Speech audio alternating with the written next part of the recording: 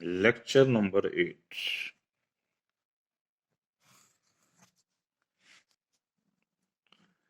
Last lecture में हम discuss कर रहे थे डिग्री ऑफ एक्सटेंशन।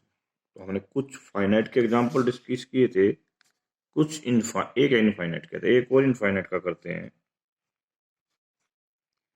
ये एक्सटेंशन भी इनफाइनाइट एक्सटेंशन होगी। एक बात, पहला क्वेश्चन। दूसरा, इस फील्ड के एलिमेंट कैसे होंगे ये भी डिस्क्राइब करना है।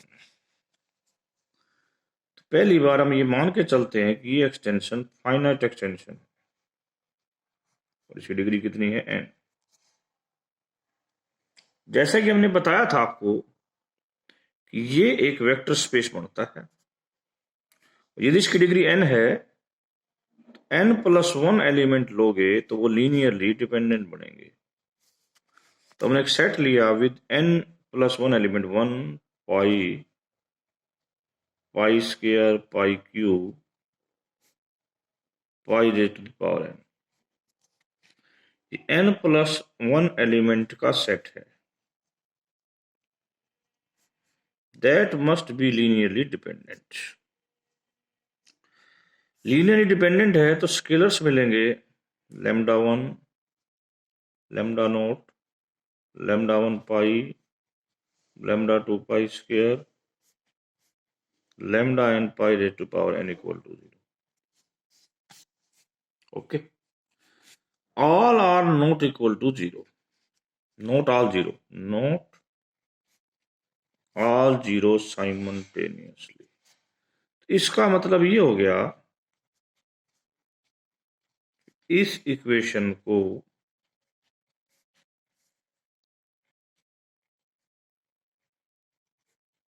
कौन सेटिस्फाई करेगा जी? पाई। इसका मतलब पाई जो है ट्रांसीडेंटल नहीं है, क्योंकि जो एक इक्वेशन को सेटिस्फाई करते हैं they are called algebraic numbers. But pi क्या है? Transcendental contradiction. ये कंट्राडिक्शन कह देती है कि जो हमने फाइनाइट मानी थी फाइनाइट नहीं है, ये इनफाइनाइट। तो इस दूसरे क्वेश्चन का आंसर, इसके एलिमेंट कैसे होंगे जी? ऐसे होंगे a0, a1 pi, an pi n, नीचे b0, b1 पाई, bm पाई n, bm। एक बहुत बड़ी बात देखने पर आएगी अभी अभी अभी, ये फाइनाइट और इनफाइनाइट एक्सटेंशन का खेल इतना इंपॉर्टेंट क्यों है? लग रहा है ना हमें कि फाइनाइट इनफाइनाइट, ये this is how much important. इसकी इंपॉर्टेंस हम आपको बताते हैं। यदि k की एक्सटेंशन e है, अभी हम प्रूव भी करेंगे इसको, k की एक्सटेंशन e है और e इस प्रकार एक्सटेंशन बनी कि k के अंदर हमें α1, α2, αn डालने पड़े, ये एक रिंग बनता है।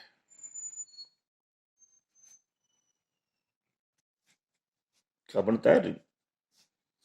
बच्चों, बहुत इंपॉर्टेंट बात यह है कि यदि मैं ये कह दूं कि this extension is a finite, इसका मतलब ये और ई सेम हो जाएंगे।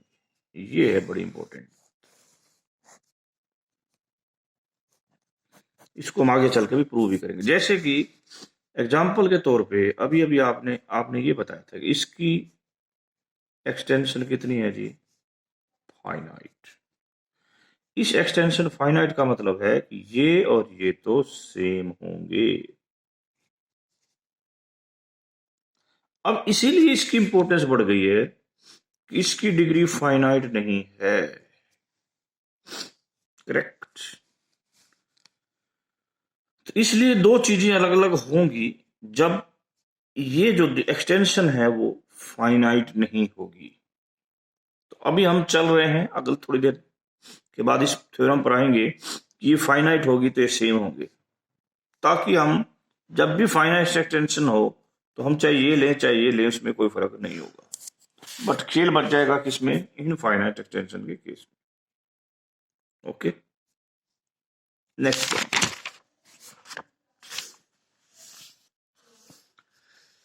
If E is a quadratic extension of K। अब यहां पर E K की क्वाड्रेटिक एक्सटेंशन यानी कि डिग्री 2 है। एक बात। नंबर 2, अब यहां पर जिक्र किया गया कैरेक्टरिस्टिक का।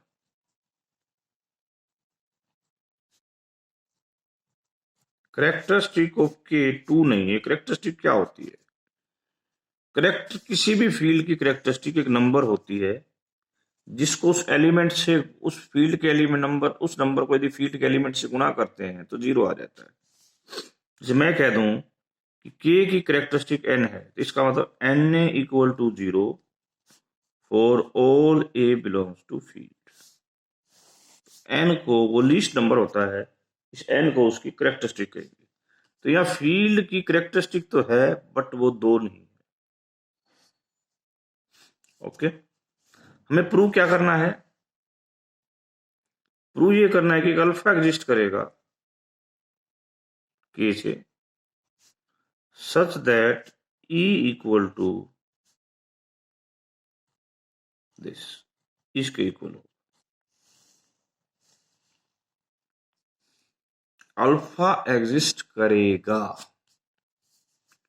अब हमारे क्वेश्चंस की बारी चलते हैं कि ये एक्सटेंशन जिसकी डिग्री 2 है, एक बट नेचुरल सी बात है कि E K से बड़ा हो। एक बीटा ले लिया हमने जो E माइनस K में बिलोंग करता है। 1 और बीटा बेसिस बन जाएगा भाई किसका? E over F। क्यों बनेगा बेसिस? नंबर 1, ये इंडिपेंडेंट है, लीनियरली डिपेंडेंट नहीं है। क्यों डिपेंडेंट क्यों नहीं है? क्योंकि ये एक दूसरे के स्केलर मल्टीपल नहीं लिखे जा सकते, क्योंकि बीटा तो K से बाहर हो गया, E में है, E में है, K में नहीं है। और इसके बेसिस में मैक्सिमम 2 एलिमेंट आ सकते हैं, तो 2 एलिमेंट का मैक्सिमल इंडिपेंडेंट सेट अपने आप स्पैन करेगा, ये बेसिस बन जाएगा। नेक्स्ट है, ये जो सेट है ये लीनियरली डिपेंडेंट बन जाएगा जी।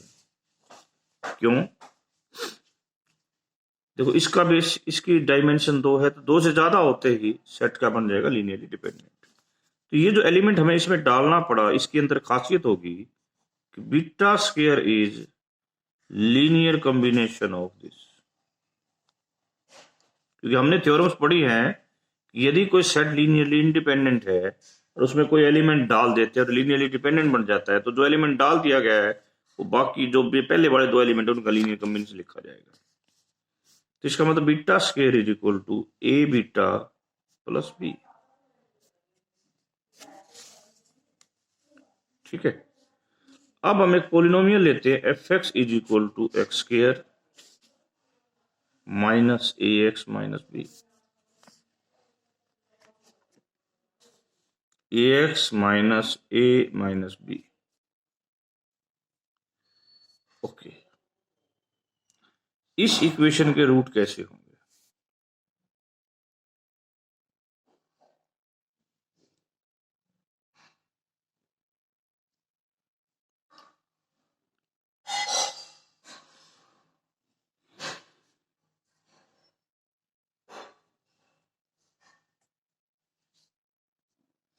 यदि ये इक्वेशन क्या इरिड्यूसिबल है या रिड्यूसिबल है?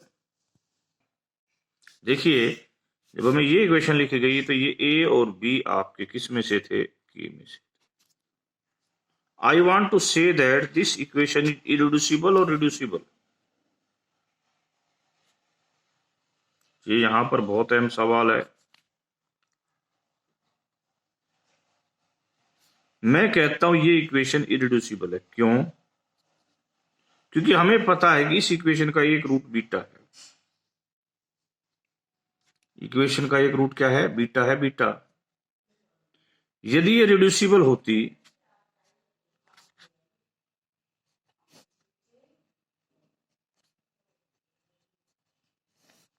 तो इसका ये ऐसा रूट बनता, और इनमें से एक रूट क्या होता, बीटा। इसमें से एक रूट क्या होता, बीटा। यदि ये बीटा होता,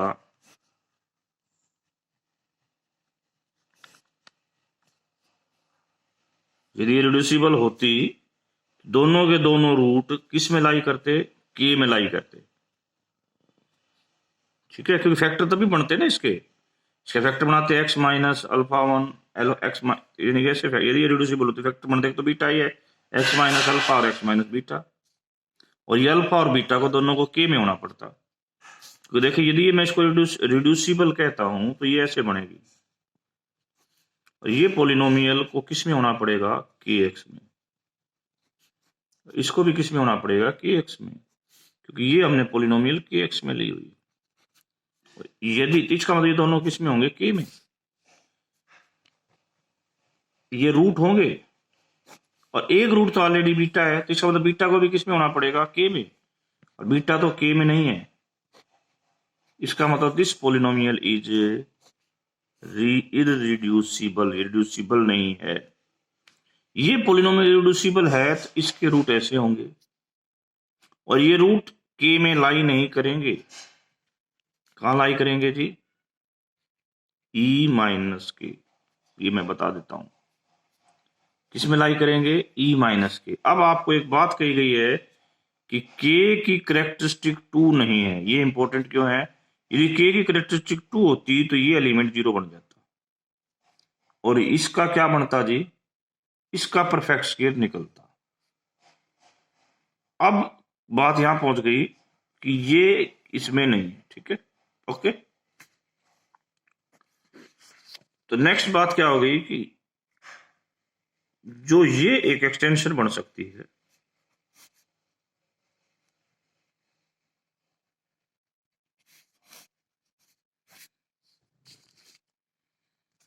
जिसकी डिग्री 2 होगी, और ये एलिमेंट इसके अंदर है। दिस इज सबसेट ऑफ के नहीं सर ई, और के से बड़ा। तो इस प्रकार ये वो एक्सटेंशन है जिसकी डिग्री तो 2 आएगी, चेक करके देख लेना, डिग्री 2 है। और अगली बात, इसको आप इसके इक्वल भी ला सकते हो, कैसे वो भी मैं बताता हूं।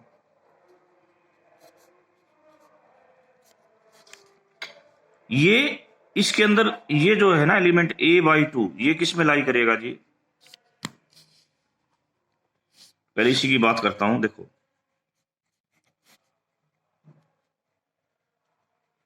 ये एलिमेंट और ये एलिमेंट, दोनों एलिमेंट इस सेट में है, जो भी है सेट, तो इन दोनों का जोड़ भी इसी सेट में हुआ।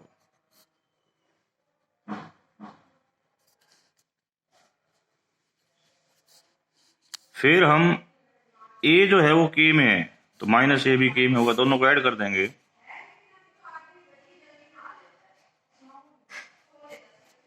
ये यहां पर यही आएगा, इसका मतलब ये एलिमेंट इसके अंदर होगा, k पहले से इसी के अंदर है, तो अल्टीमेटली ये इसका सबसेट हो जाएगा।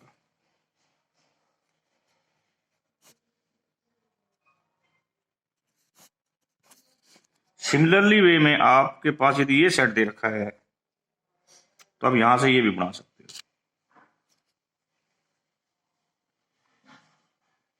ठीक है, कैसे बना सकते हैं,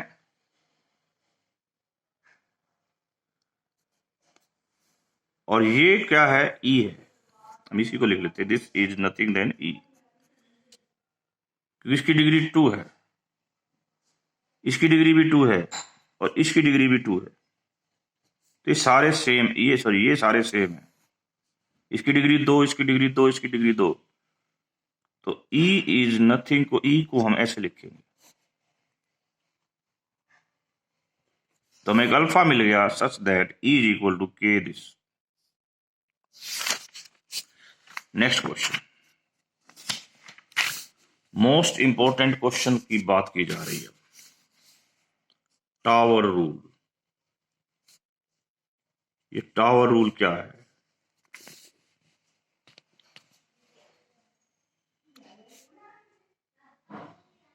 एफ की एक्सटेंशन के degree n, L is extension of k degree m। तो प्रूव कीजिए इस एक्सटेंशन की डिग्री mn होगी। तो पहला तो केस है कि ये फाइनाइट ये फाइनाइट ये फाइनाइट होगी। धीरे धीरे करते हैं। इसकी डिग्री m है,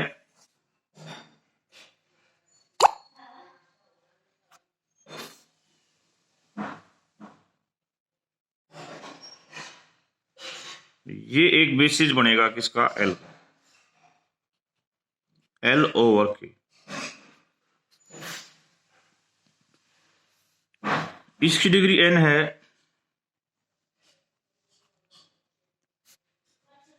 ये भी बेसिस बनेगा k ओवर f। अब x कोई भी एलिमेंट लिया मैंने L का, आर्बिट्रेरी एलिमेंट ऑफ L, तो इनका लीनियर कॉम्बिनेशन लिखा जाएगा। कैसे लिखा जाएगा? Alpha 1x1 alpha 2x2 alpha mxn, जहां पर प्रत्येक अल्फा आई कहां से बिलोंग करेगा जी? के से बिलोंग करेगा। तो आई की वैल्यू 1 से n। अब हमें आगे बात दी हुई है कि प्रत्येक एलिमेंट इसका इनका लीनियर कॉम्बिनेशन है। तो अल्फा आई किसका लीनियर कॉम्बिनेशन है भैया? के अल्फा आई इनका लीनियर कॉम्बिनेशन है। तो alpha is equal to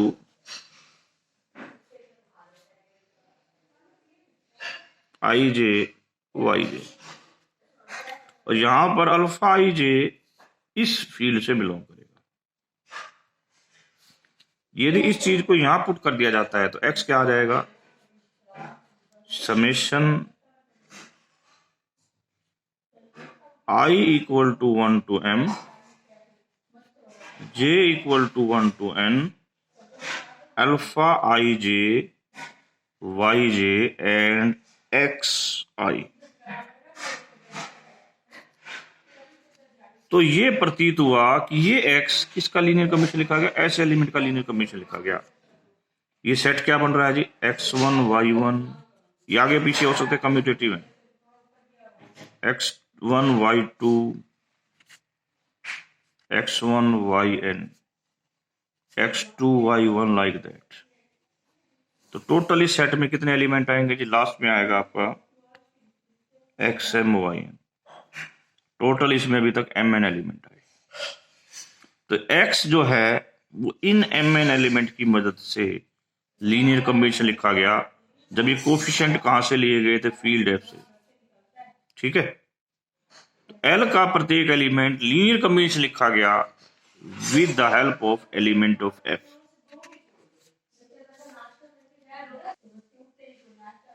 now अब हमारा काम है नेक्स्ट, जो ये सेट बना है mn एलिमेंट का, इसको लीनियर इंडिपेंडेंट प्रूव करना। इसको लीनियर इंडिपेंडेंट कैसे प्रूव करेंगे वो देखिए। बहुत ही सिंपल और साधारण सी बात है कि इसको लीनियर इंडिपेंडेंट कैसे प्रूव किया जाए। यदि मैं इस x को 0 मान लूं तो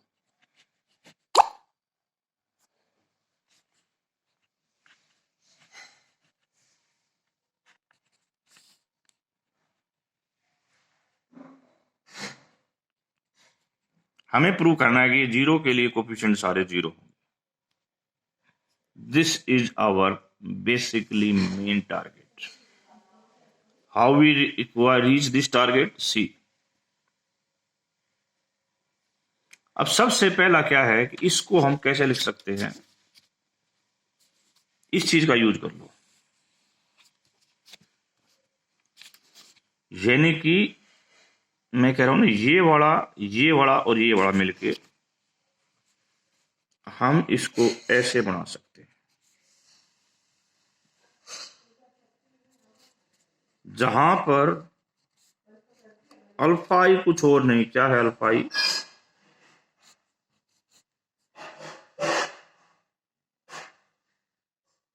क्या था अल्फा आई, पीछे भी माना था हमने अल्फा आई,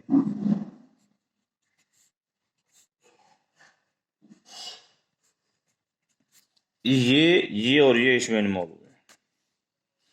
अब ये जो है किसका, अच्छा दूसरी बात, ये अल्फा आई अब कहां से बिलोंग करेंगे जी, पहले अल्फा आई की बात करता हूं। ये एलिमेंट कहां से है,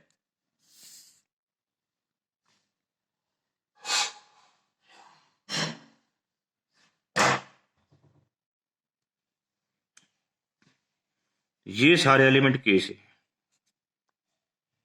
ये एलिमेंट है एफ से, तो हमने ये बताया कि ये एलिमेंट के से बिलोंग करेगा, ये कोफिशिएंट के से बिलोंग कर रहे हैं, और ये बेसिस एलिमेंट है किसके, एल के।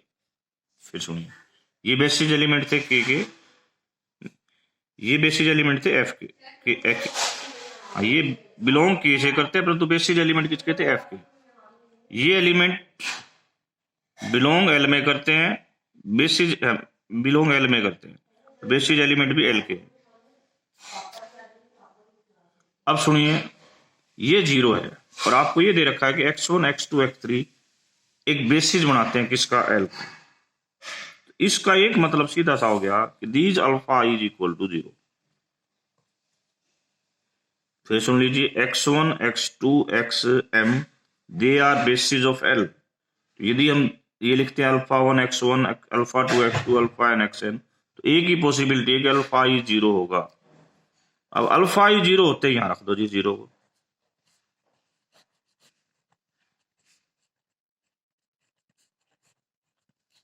अल्फा ई 0 होते ही इसका मतलब यहां आ गए। अब ये क्या है, हर आई के लिए, फिर हर एनी आई, इसमें alpha i 1 y1, alpha i 2 y2, alpha i n y n equal to 0। और ये सारे वाई आई जो हैं, ये भी बेसिस एलिमेंट है किसके, इस सेट के। इसका मतलब alpha i j equal to 0 for all i j. ये 0 होने का मतलब ये सेट क्या बन गया जी, लीनियरली इंडिपेंडेंट। आपने थोड़ी देर पहले कहा था कि x कोई भी एलिमेंट लेते हो, ये इसका लीनियर कॉम्बिनेशन लिखा जाएगा। दूसरी बात आपने कह दी कि सेट लीनियर इंडिपेंडेंट है, इसका मतलब ये सेट तो बेसिस है, किसका बेसिस है, L/F।